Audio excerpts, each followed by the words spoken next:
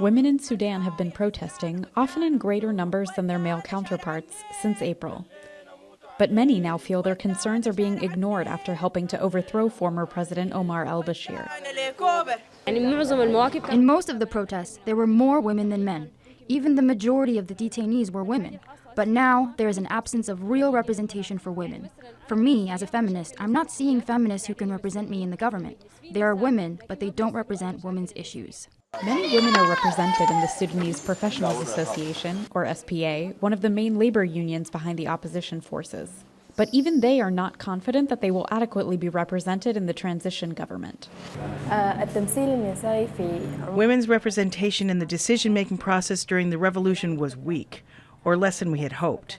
Our ambition was to have 50% representation in the government, or at least 40%.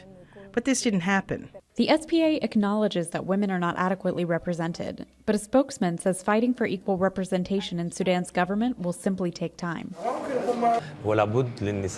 Women should also fight individually for their right to representation.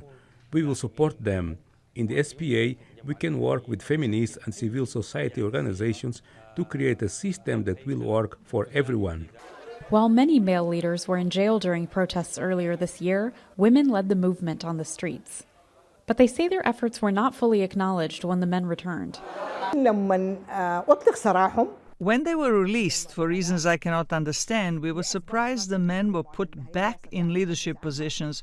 I think it is because of the dominance of the patriarchal system that gave the men this feeling of privilege.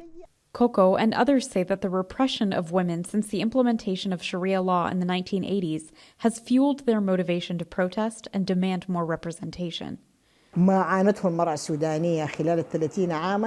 Sudanese women have suffered for 30 years, politically, socially, and economically, they have only suffered it since independence, and it's caused by the dominance of religious culture, the practice of the totalitarian ideology, and the absence of freedoms.